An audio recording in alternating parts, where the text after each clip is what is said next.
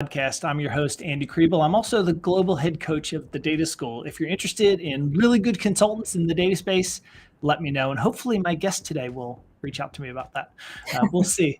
But the purpose of this podcast is to introduce you to influential people in data. And today I'm speaking with Kim Rees. I first met Kim, I believe it was in 2014 at the Tapestry conference. I don't know if that rings a bell, Kim, or not. Back then, Kim was the co-founder of Periscopic and the head of visualization there as well. In 2018, she started the data experience team at Capital One. I'm going to ask about that because that seems like kind of a mythical sort of thing. She's a frequent keynote speaker and design executive. We're going to talk about her work in making data work for people instead of people working for data, which is her tagline on LinkedIn. Kim continues to be incredibly influential by using data to increase social awareness, though you probably don't need it. I bet you've seen one of her pieces of work in particular around gun deaths in America. That was back in 2018, or maybe earlier than that. But I checked recently and it's still up, which is neat. But it's a really neat visualization that looks at the number of deaths and then the years of lives that were lost because of that.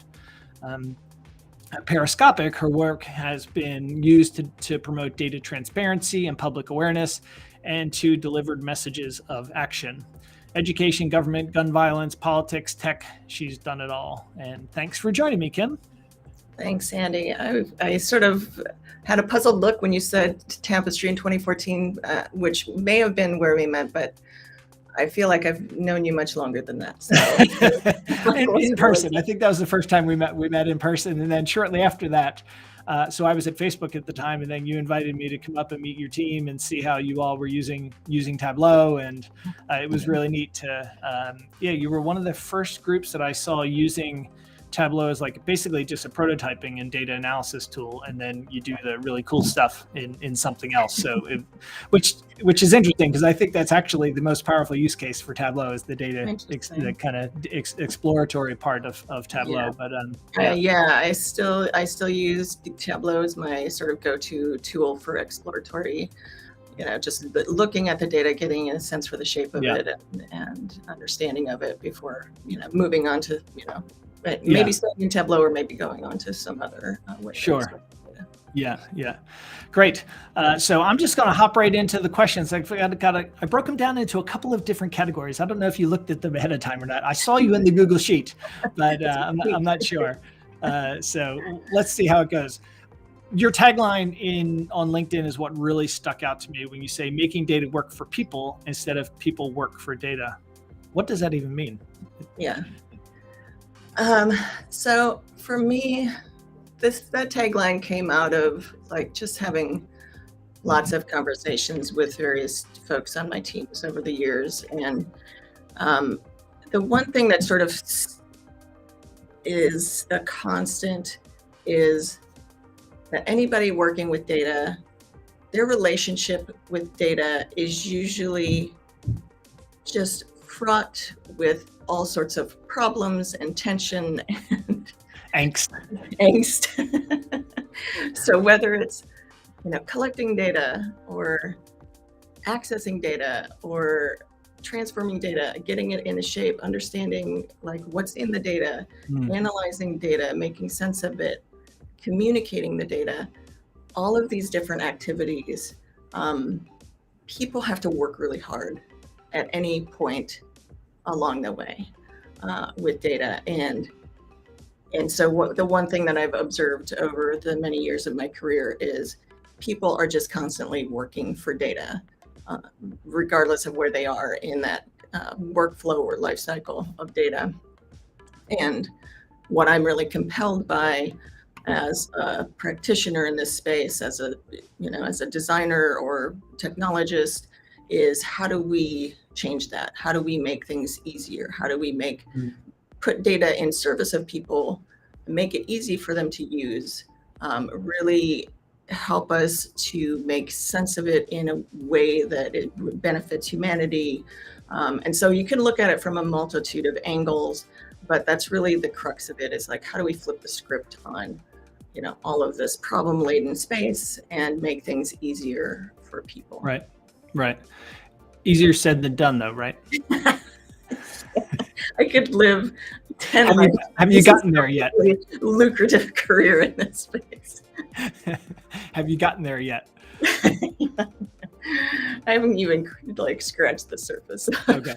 So that's the end goal, before you die, hopefully you get below the first layer. Yes.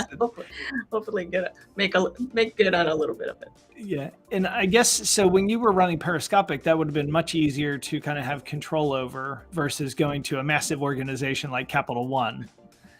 What sort of issues have you run into trying to implement that kind of philosophy at such a massive organization? Yeah. I mean, the one thing that I really loved about Capital One when I got there. So when I went to Capital One, I was brought in to create essentially the data visualization design discipline, and once in the design org. And so once I got there, I sort of just went on a listening tour, looked, got the lay of the land. And I was like, man, this place is so data driven. Like, they have tons of data. Everybody's doing data viz. Why am I here? But of course, as we all know, data viz is there are many different, types of data visualization. But when you think about, how do you approach the work at such a massive scale? The thing that I observed there, and is endemic everywhere, is you have multitudes of data, you have gobs and gobs of data, and most people take it and basically take it in the format that it's in and put it on a screen and dashboard.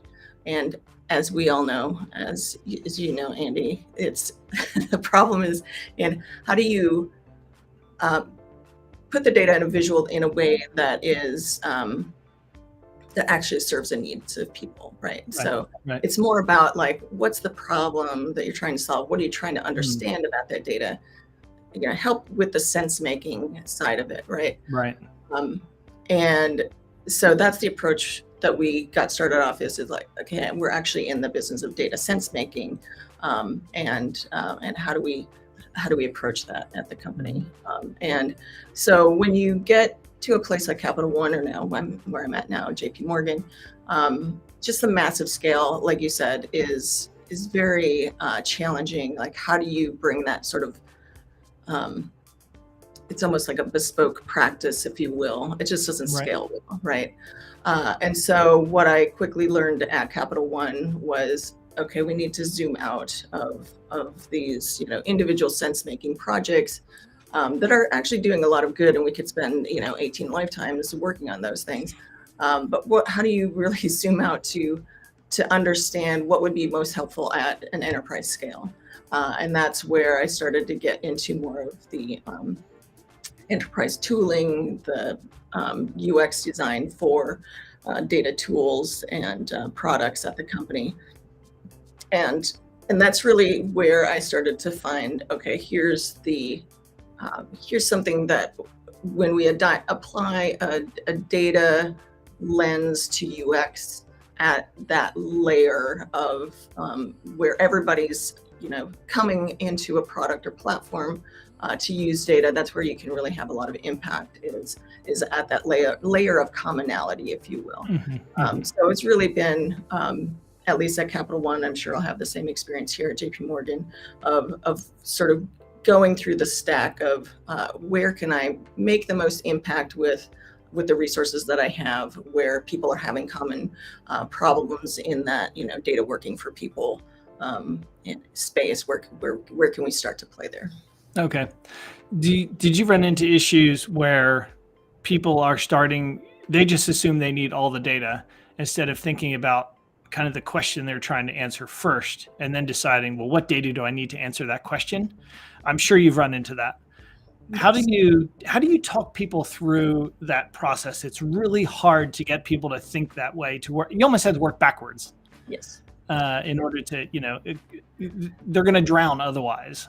Yeah, exactly. It's either, it's one of two variants. I find people just want all the data and then help me, visualize it, or they get so myopic on one little thing and they can't sort of zoom out from that.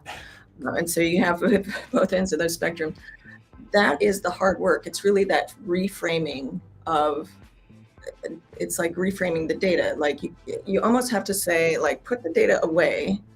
Like, Right. Let's not even think about the data. Tell me what it is you're trying to solve. And sometimes people don't even know what they're trying to do, right? And so it can be incredibly painful. It can be, emotional for people, because sometimes they have to feel like they're admitting they don't know what they're doing. They don't know really why they're even looking at the data in the first place. It's it can be a very sensitive space for people. So coming in with a lot of empathy for those people, I find, goes a long way. So understanding, hey, this person probably doesn't even know why they want this data or what it is that they're trying to grasp from it. They just started there because it's what they had available, right? And so taking a step back and really seeing people just as other people, and understanding more, one, about them, why they're doing the work that they're doing, and really getting more into the relationship with that person, and then guiding them through a conversation of like, okay, tell me what you're trying to do, depending on who the person is. Like, are they trying to do analysis, and what are they trying to solve for? And then really just having that as a conversation. And that will often really unlock things along the way, as far as, how you can help them start to think about the data. And oftentimes you go in a completely different direction from where they started. And it can be a lot of fun. And I think building that trust with someone from the very start, creating a safe space where they can just have a candid conversation about what they're trying to do. Is essential. So you're not really there to judge them. You're there to help them along the way. You're actually going to make it a lot faster, the project, for them if they, versus doing it the way that they were thinking of doing it. And then, of course, at the end, everybody just wants the data in Excel. I worked with this great woman, Diana Yu, who was at Capital One previously from Pew Research, and when she got to Capital One, she went on a mission to eradicate spreadsheets, and she called it de-spreadsheetification. And we'll always have that mantra. I think what people don't realize is that once you put the data into Excel, you never know if it's right again. Because somebody might put a column in there that has a formula that then that could be wrong, and people take it as gospel. I don't know. It's a frustration. I guess maybe it's because we're more in the design space, and we like leaving the data alone and not finagling on the front side, not in some spreadsheet that then they email to somebody else and they change it, and then 50 iterations down the line, it's not even the same data set. So it's interesting. I mean, I feel like you could point to anywhere, though, along the life cycle of data and still show that. Like, you could, I've heard stories of data collection. Well, I guess it goes back to Excel or whatever it's stored in, but even data collection, you can, if, say, you have a format that doesn't support the full significant digits, for instance, that you need in a data type, and people start entering data and it's all wrong from the very beginning. Well, and there's typos, and they put an extra zero on something. Exactly. Like, we're having a great quarter. No, we're not. Yeah. Great. So going back to kind of your philosophy, making data work for people, how about your personal work that you've done? How well have you been able to follow that principle? How well have I been able to follow it? It's kind of like, are you on the side of do as I say, not as I do, or? I think that mantra for me is, it really is I don't know how well I do it. Okay. I'll just be Fair honest. enough. Right. But I think it really is at the core of what drives me. And it's regardless of where I sit in the space of data. So whether it's in data communications and data sense making, data visualization, or if it's in database design, or if it's in like a workflow product design, it's at the crux of it is just what is the person trying to do here? And I feel like I'm a really empathetic person, and so I'm just naturally driven to want to fix things for people and make their lives better. And so I find that to be just the way I operate almost. And so it's so regardless of what I'm working on, that's really where I like to spend my time, is what is causing problems for people, and how do we fix that? So you mentioned personal work. I don't know that I have any personal work, but one thing I've been getting into really recently is generative AI tools and things like DALL-E and Midjourney and tools like that, which I have a lot of fun experimenting with, and I think they're really exciting, and I think there's going to be a huge change in the way a lot of industries operate once these tools start to get good, which is today. But I think some of the things that I think about in that space are, how are things going to change for people once these technologies and capabilities are starting to be adopted by different industries? What's going to change for folks? So I think that approach that I have to data applies to really any kind of technology, any capability that we're faced with on a daily basis, and that's really what drives me day to day. Oh no, I lost your audio, Andy. There we go. Sorry about that. I think I hit a button on my mic by accident. When you mentioned AI, it made me think about how a lot of tools are now building that into their products. So it might be where you have a pretty simple chart, and you want to know why the AI will try to interpret why there's this outlier, something like that. Ultimately, the AIs are built by humans. The coding is done by humans. Why should we trust it? Are you asking me what? Yeah. What do you mean? Like what? If so, you get some kind of result back from, so the AI runs some kind of analysis in the background, and it says, this is why there's that outlier. Got it. Should we just take it as gospel that it's true? No.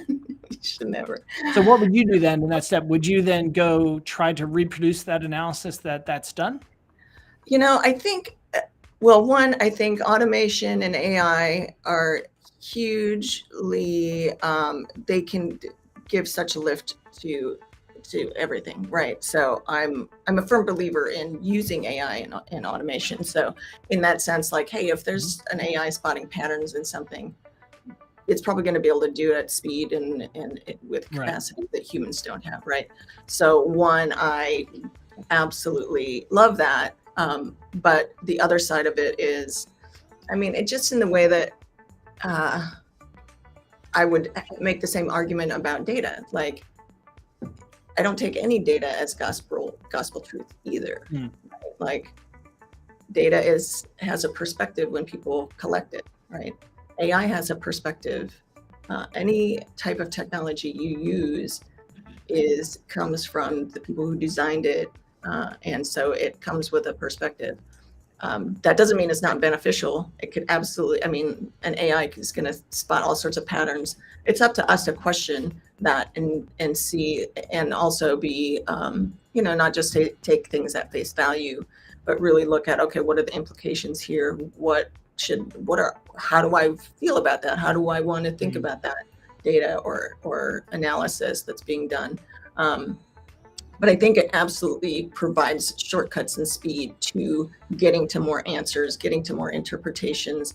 How do I make use of that information? I'm super hopeful about AI finding patterns and things that we never our human minds have not explored yet, right? Right. And when you're looking at massive amounts of data, I think there's a huge promise for AI in spaces like healthcare and Right. all sorts of places where I think we can benefit humanity once we are able to unlock that in a safe way. And hopefully it's used for good, not for evil. So ultimately, if there's money to be made, it's going to be used for evil, probably. Yes. So Yes. Unfortunately, money still rules. Money still rules the world. Yeah. How did you go about, when you're building your teams and you want to talk to them about kind of your approach to projects and to, this kind of philosophy, or, the way that you have empathy for people? How do you kind of ramp up your teams to think that same way? I think I Do spend you a scare lot. them off first, or What's that? do you scare them off first? To scare people first. A couple of things. I like to share stories with folks of, just from my experience, and I often, because I don't like to be prescriptive with folks, I like to share my experience. I'm getting old. You can't see my gray hairs on this camera. I got a lot of gray. Spent a lot of time in this field. So I spend a lot of time sharing stories of things that I've worked on and things that I've learned along the way. And I think that helps really uncover why I take the approaches that I do. So it helps contextualize, I guess, for folks. And then I like to learn by doing and have my teams learn by doing. And so just getting into the thick of things and experimenting and then providing guidance along the way is the way I like to operate. So giving folks the room to do their work, and folks always surprise me by the things they come up with. And I get a lot of joy out of that. Giving guidance along the way, as far as, I think always getting back to the human side, always getting back to, who is this in service of? How are we, I don't like using technology for technology's sake, those types of things. And so just having, real conversations about what the benefits are of the work that we're doing. I found that people, generally speaking, really gravitate towards helping others. And so giving them the latitude to do that, I think is often just all that's needed. Yeah. You just made me think of a question about you as a manager.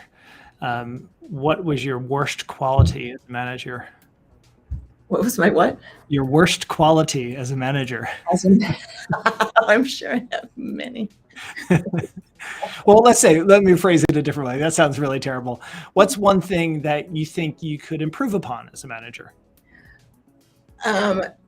Many things, but I had this great manager, Steph, who was my first manager at Capital One, and she was a phenomenal manager. I loved working with her. She's still a really good friend.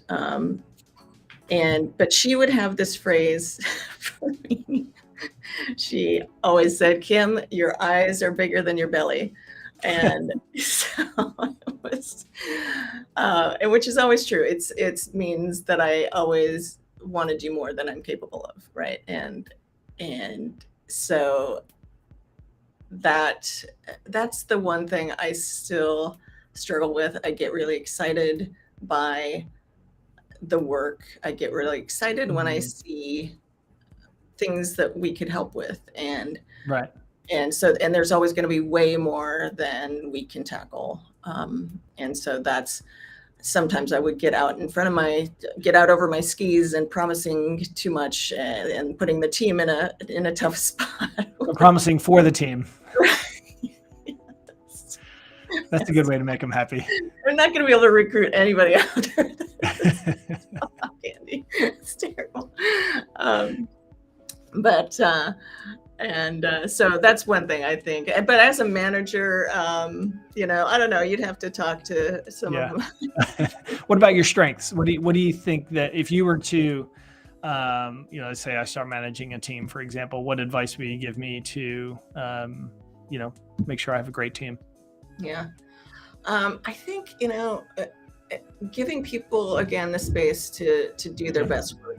One of the things I really enjoyed doing was just creating the conditions for people to be successful. Right.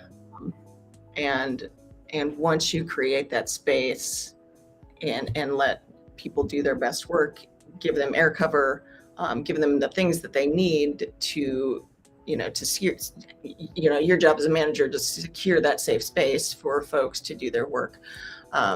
And so I think that was one of the areas I really enjoyed working in, and I think creating that space is, it sounds easier sometimes than it actually is. There are a lot of things that go into creating a space where people do their best work. So there are lots of things regarding it with partners and the workspace and those types of things, but also with like HR and the systems that people do, use for their work. So there are a lot of things that go into that, but I find by doing that sort of fundamental work, it unlocks a huge potential. And once you create that space, people will take advantage of it, like in a good way, like they will thrive in that environment. Yeah. I like to think of it as when I'm training people at the data school, my job is to get stuff out of their way, or the coaches that work with me, they don't report to me, but we kind of have, my job is to make them successful. So if they're not successful, I see it more as my fault than their own, right? Because but it's also goes both directions, where they have to tell me what I need to get out of their way if something's, preventing them from going on. And I also kind of have a philosophy that I should always be trying to work myself out of a job. Mm-hmm. So if I'm helping people grow, eventually I won't be needed anymore. So mm-hmm. I've done good for somebody else, at least. I mean, it may not be good for me, but in the long run. I love that. That's very altruistic. Yeah. Okay. So I'm just going to have a quick look. Okay. Here's a good one for you. So big company, how'd you manage the politics? They're inevitable in a big organization, right? Inevitable. It's kind of dog eat dog sometimes. Yeah. You cannot, they're unavoidable. I think one I will just share, I hate politics. I hate office politics. Everybody does too, right? Everybody hates it, but they do it anyway. They do it. It's like, why are you doing this? Yeah. You're not helping anybody, even in yourself. So one, I try to, as much as possible, just let the politics be. I don't want to say ignore them. That's not the right word that I'm looking for, but because they are what they are, and there are reasons why those politics exist. I didn't like to spend a lot of time figuring out like why you could spend a lifetime figuring out people's politics, right? And it will get you nowhere at the end of the day. And so one thing I would try to focus on, and I think it's,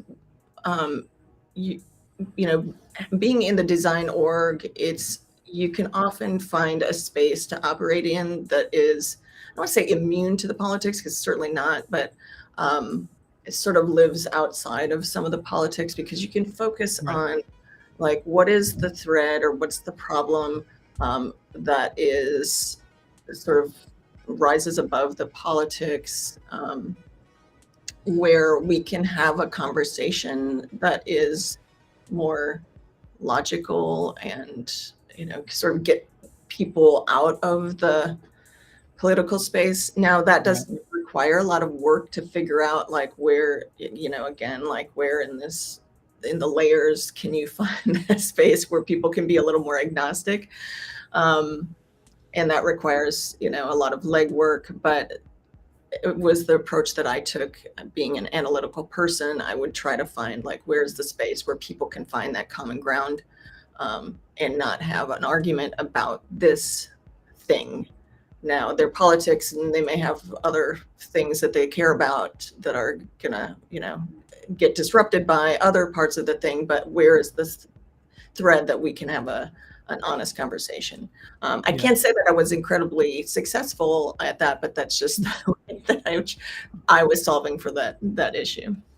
Yeah.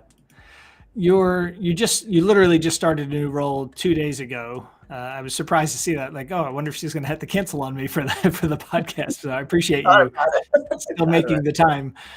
So you literally just started a role at JP Morgan, and your title is Executive Director, Design for Data and AI Research. That is a lot of words. What does it actually mean? Do you know yet? I don't know. Okay. I have a sense for what it means, and it's actually the title on my contract is data. I think it's like data tooling AI research design or something like that. Okay. I'm trying to shorten it up because it's right. You took it from 15 words down to 10. Yeah. I'm on day 3, and I'm very thankful. I joined at just the perfect time. And this is so funny. I posted my announcement of taking the role on Monday on LinkedIn. And literally the next thing up in my feed was a previous colleague that I had at Capital One who leads the core technology for AI at JP Morgan, posted, hey, we're having this AI summit at the company. And I was like, okay, I have to get up here for this AI summit because I think I have to learn this. Figure out what this company is doing. And so hopped the train up yesterday to get up here and take part in the AI summit, and have just been drinking from the fire hose yesterday, and today I will be as well, to learn more. The AI research function at JP Morgan is led by this woman, Manuela Veloso, who is this amazing researcher, just a powerhouse. And so I had the good fortune of meeting her earlier today. But it's like an academic conference inside of JP Morgan where, with posters and I guess you can talk about a lot more then too. About you can also talk about a lot more stuff, internal kind of stuff that people are working on and that you can't share if you're speaking publicly. Exactly. So I've just been reading about all the research that's being done internally. It's absolutely stunning. I can't share any of it. Right. But it's interesting. It's fascinating. There's so much stuff going on. So as the design lead for the space around data and AI research, I'm sort of getting acclimated first and foremost to what's being done. And then really looking I'm a team of 1 right now, so I can't do much, but where can I start working? And as I think about building a team around this space, where are the places where we can have the most impact? So again, going back to the scale of the enterprise, the things that we're unlocking with AI and the research being done. When I think about that and where it's being executed at the company at JP Morgan as a designer, where should I start to plant myself and figure out where I need to be? And so that's my job right now for the next, X many days, is to figure out where that can be. and starting to plan for, okay, am I thinking about a UX team that's focused on, internal platforms or products in the data space? Am I thinking about how we're implementing certain types of AI across the enterprise? How, should I stand up a human-centered AI design team that's focused on, leveraging that technology throughout the company? So early days still, Yeah, come back yeah. to me next year and we'll have a different conversation. You're gonna forget everything from the first week anyway. That's right. Yeah. So right now you're just trying to get the lay of the land to figure out what you do need in your team before you start, because you don't know who you need right now. Is that right? Yeah, that's right. I don't know who I need Yeah. right now. I have a sense for, what Yeah. I would like to stand up. I think I obviously am, if I'm thinking of anything in the AI and data space, I'll need people who are, proficient, they understand data, they've used data in the Yeah. past. Yeah.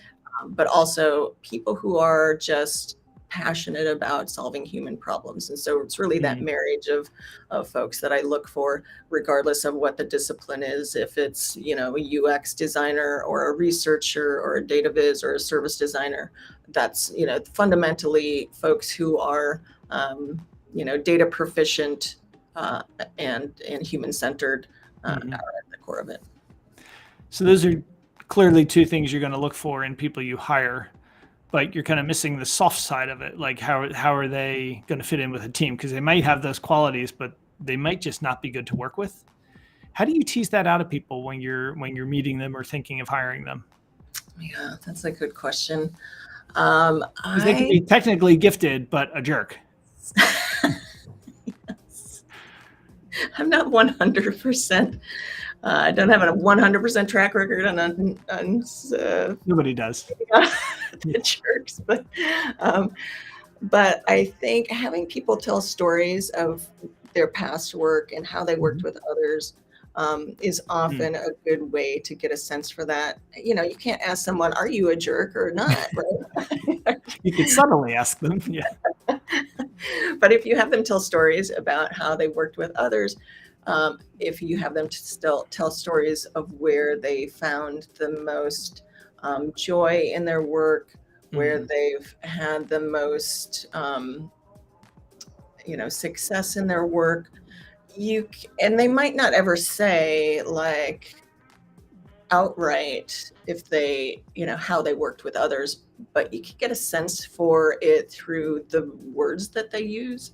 Yeah. So one, you can get a sense through the story and okay, you can pick up on, did they work with others on this or not? Are they picking something that they did by themselves?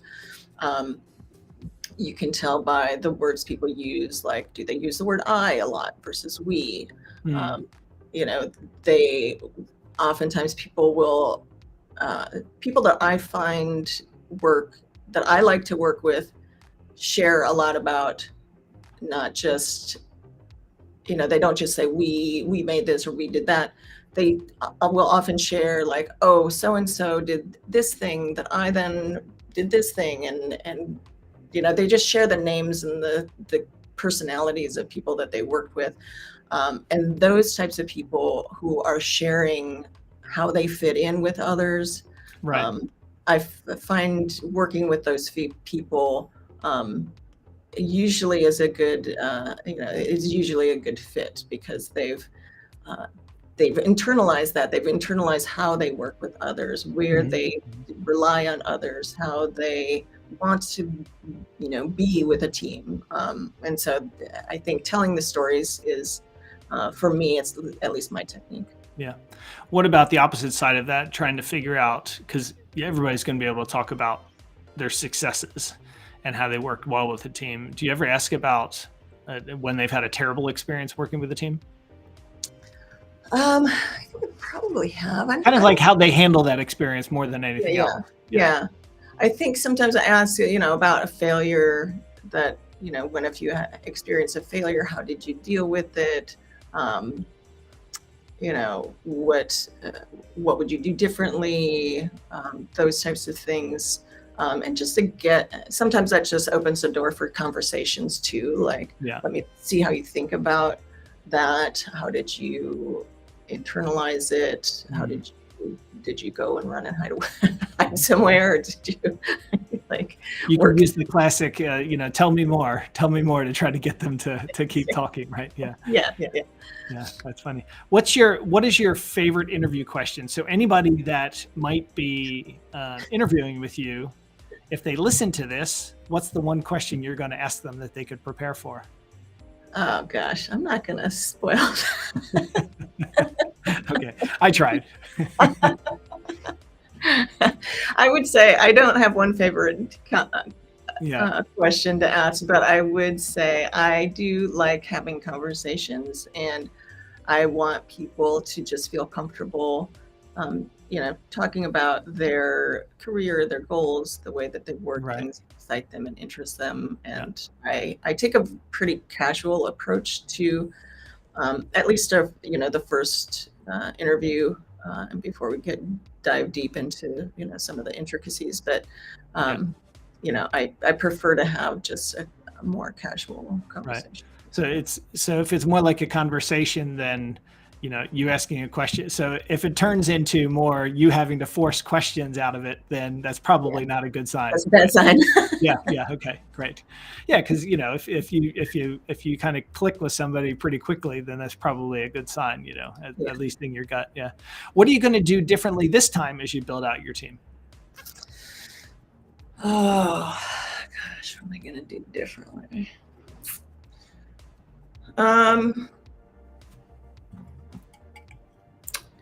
I think,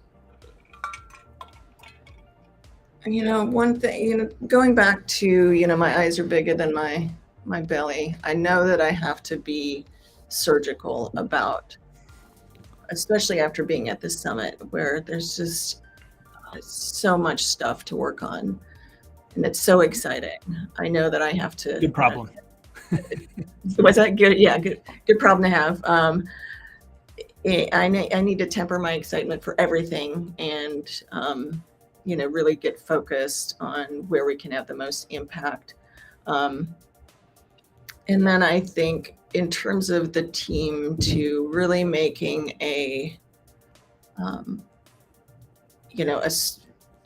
and I'm not sure this would be different than last time, but I think just the approach to have a perspective on where design can have an outsized impact.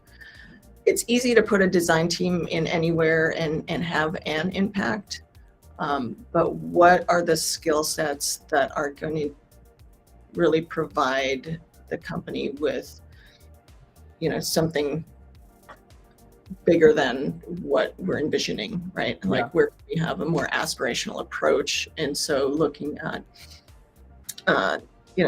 different disciplines in different design disciplines. So when I went to Capital One, I was focused on data visualization, right? I still have that as part of my background, but what are the skills and what are the disciplines that I could put to use in building out this new team that could really level up where we're at right now. Yeah. I'm going to switch gears now. We're not going to talk about work anymore. Is that okay? We're going to talk politics instead. So, we just had an election. I voted by mail. So even though I'm living abroad, I did vote by mail. My daughter forgot to vote, unfortunately. But there's probably going to be a runoff in Georgia, so she'll get the vote again.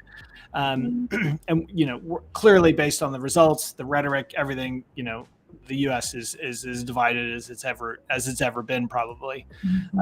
What role do you think data has in our divided world? We're seeing the same thing in the UK. You're seeing a bigger separation between the left and the right, the rich and the poor. You're seeing it in Germany now. We saw Italy basically elected a dictator. Brazil, fortunately, is kind of maybe going the other direction. Maybe that's a sign of things going the other way. But how do you think data can be used in our or what role does data have, or what role have you kind of seen? Yeah. This area is where I get very discouraged, I have to say. I'm with you. Yeah.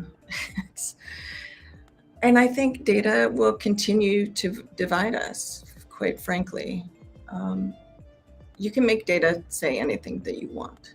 Mm. And so I think what we often witness is people who have an argument or a belief or a thing they want to accomplish, they dig in and then they find the data to support that cause or belief or Right. argument, right?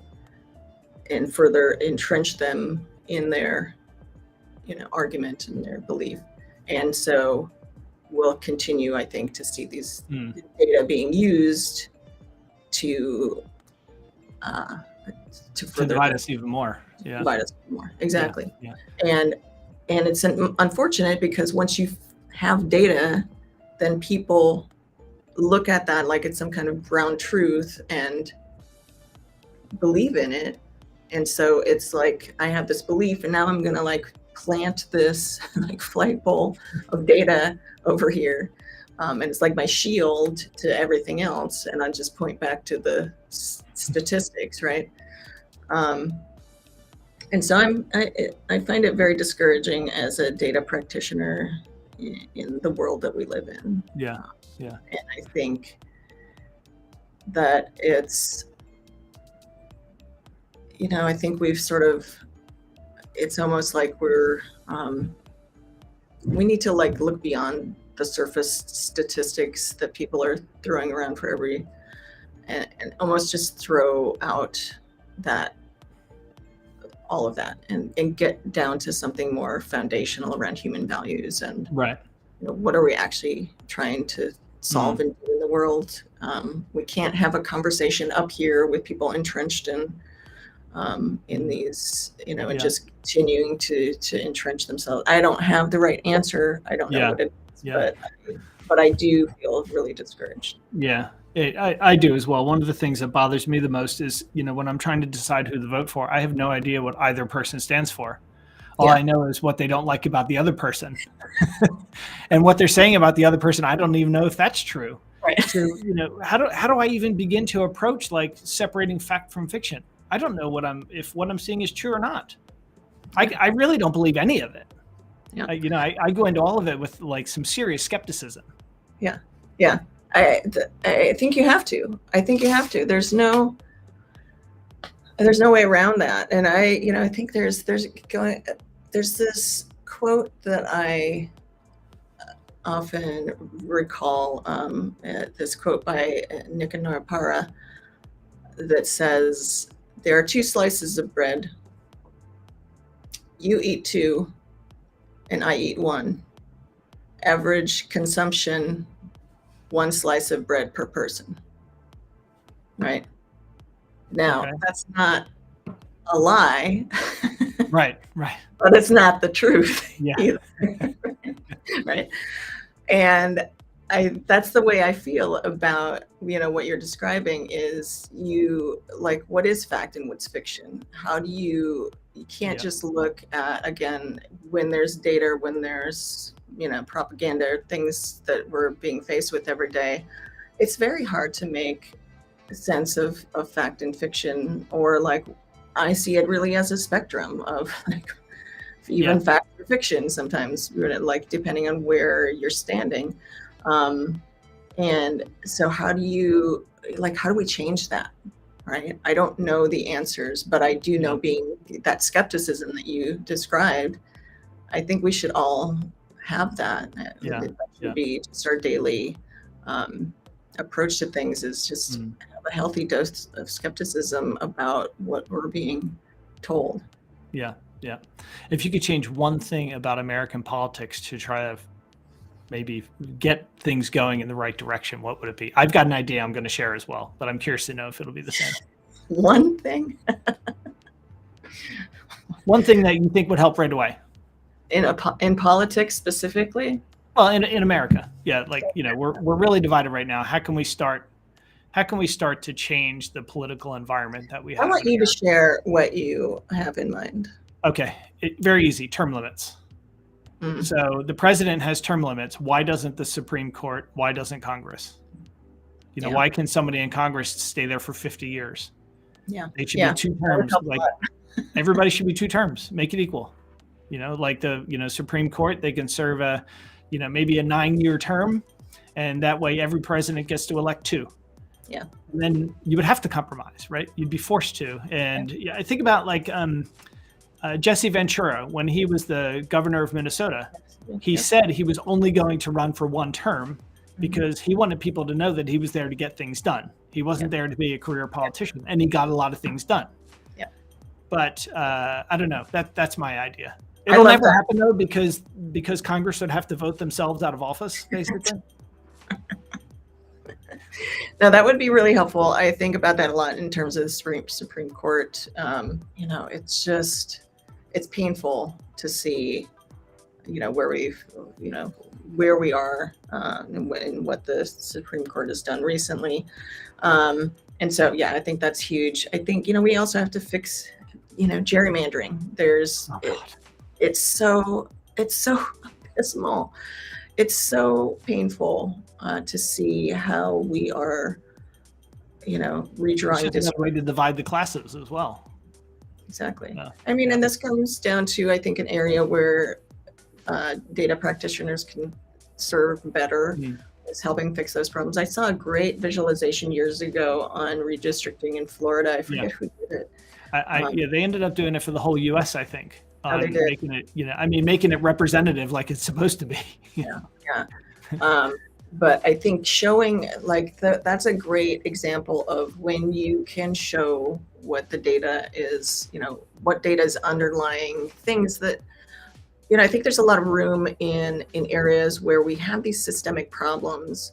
We have these sort of concentrations of power that we don't really see anymore. They're intangible, but they're created by things like gerrymandering, redistricting. They're, things in the financial world are shaped by policies that we had, decades and decades ago. But they create these systemic problems in the country. And so if there's one way I think we can, as data practitioners, help to move the needle there, it's making those things visible. Hey, here's how those things were created. Here's the data. Here are the people that live in these districts. Here's if we start to actually see what's happening in a visual way. So taking something that's intangible and people just don't really think about, making it visible, making it tangible, that can sometimes help wake people up to what the problems are. Yeah, I remember seeing the districting map or whatever it's called of Austin, and that's probably the worst example of gerrymandering in the U.S., where they literally cut out 1 block so that it can't, because it would flip the vote over to the Republicans or the Democrats. It happens both ways, but yeah. Okay. Let's, I'm sorry to bring it up, a depressing topic there, but timely, I think. So, but it's important, I think, because, it all revolves around data. Yeah. Okay. Let's get into some, maybe a few fun questions here. Who's been the most influential person in your life? You have, Andy. I knew you were going to say that, but give me my $20. Can't be anybody in your family. Can't be my family? No. I was going to say my kids. Your kids, okay. Well, all right. I'll let you say family then. So your kids. How have they been? My kids are 11 and 15, and they so just about to be monsters. They've completely changed my life and everything that I do and focus on, and have really changed who I am as a person. And so in that sense, and I think they're the first people that I really felt like, oh, I'm actually here for somebody else. Fundamentally, I'm not here for me anymore. I'm here for them. And so that changes a lot of the way, I've had to, adult in a way that I haven't had to in the past before having kids. So it just it's made me take stock of things and be really critical of the world and how we make it a better place. And, so some of the questions you're asking me are exactly things that, I want them I want to help Yeah. them understand we have an active role in these spaces, and how do we Almost like a duty. yeah, we have a duty. It's so true. Yeah. And so they've fundamentally changed me. I think as far as people outside of my family, I mean, I don't want to name anybody specifically. There's just so many artists, disruptors, people who just do things differently and think about things differently. They're gonna, all folks who just approach things in an unconventional way. That one, I think we just need more of those types of people in the world, and then to just unlock some things in my own brain for, give myself the latitude and freedom to sort of think about things outside of the status quo, I guess. And so I like to just experience lots of different types of artist performance, and use that as sources of inspiration. Yeah. One thing I think I've recommended on every one of these episodes I've done so far is a newsletter called The Daily Dad. And it's not just for dads. I think it can also be used. So if you go to dailydad.com, you can sign up for their newsletter. It's absolutely fantastic. And I wish I had it when I was a new parent, because I would have approached things probably quite differently. It's very eye-opening, and it makes you appreciate your kids a bit more, I think, than sometimes we take them for granted, and we shouldn't. So it's I would highly recommend that to anybody, whether it's a dad or a mom. I think it's great, and I don't get paid for that. I wish I did, because I've gotten a lot of people to sign up for it. Maybe I should ask them if they'll sponsor the podcast or something. Okay, what's the last thing that made you laugh? Last thing that made me laugh, like a serious belly laugh. Gosh, I use Instagram as my social media of choice. And I tend to follow a lot of different golden retrievers, comedians on Instagram. I'm sure they're all on TikTok. My son likes to kid me that I'm 2 weeks behind on everything, so I don't use TikTok. So my laughs are always 2 weeks late. But there are, a number of different comedians that I just, it's a thing that I need, because otherwise I would get lost in the crazy. Yeah. I love like Colbert and Trevor Noah. They're John Oliver. Trevor Noah is leaving the Daily Show too, which is kind of sad. But yeah, I hadn't watched it live in years. And then the one episode I watched live is the one he announced that he was leaving. I was like, what did I do? Well, at least you got that one in. Yeah. All right. Two more questions, and then I'll let you go. I know you've got a new job to get to. What is your biggest regret personally? And if you could go back and change it, what would you do? I have a good one to read ahead of time. I have too many personal regrets to share the biggest ones. I will share one regret that I have from leaving my last job. And it's really painful, actually. It becomes more, as a lot of regrets do, I find they become more painful over time. You don't realize it at the time. Yes. But I'm trying to use it as a lesson for myself. When I was at Capital One, right, maybe 6 months before I left or so, our CEO, Rich Fairbank, who's a wonderful human being, he started it was the time I took it. I went through the program, but he had started it earlier than that. But it was basically a training program for the executive leaders of Capital One, and it was on racial equity. And it was like, the way I describe it is like critical race theory for adults who should know better. But everybody learned something. It was, I consider myself pretty knowledgeable about that space. So it wasn't like incredibly, it wasn't like I was starting at square one and, was doe-eyed, but I still learned a lot through the program. And but the bigger effect of that program was he was essentially saying to his executive leadership, hey, we have a duty to do better in this space. We have a duty to do better, not only for our people, but our customers, the world. How do we think about racial equity, and what do we want to do? It gave us so much latitude as leadership at the company to really explore that space. And so I left at a time when I could have been, I think, doing more,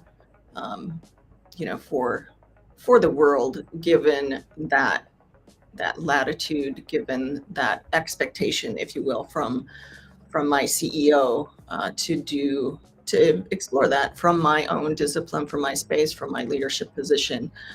And so I left at a time when I could have done something there, and I walked away. And that's the biggest regret that I have actually at Capital One was leaving at a time when we were exploring things. Yeah, you could have been really influential in that change. Yeah. Right. And so I'm really hopeful for the leadership that's left there, that they will do wonderful things, and really make progress. But not being able to take part in that is a big regret. Okay. I'm going to steal the last question from, I listened to the podcast, The Diary of a CEO with Stephen Bartlett. Do you listen to that by chance? Have you heard of it? It's really, really good. I listened to it on long drives because the interviews are really long and play it on 1.5 speed. But really, really interesting. And one of the things that he asks his guests is, what question should I ask? What tough question should I ask my next guest? And I'm not going to tell you who that is. Oh, God. Jeez, that is hard. Yeah.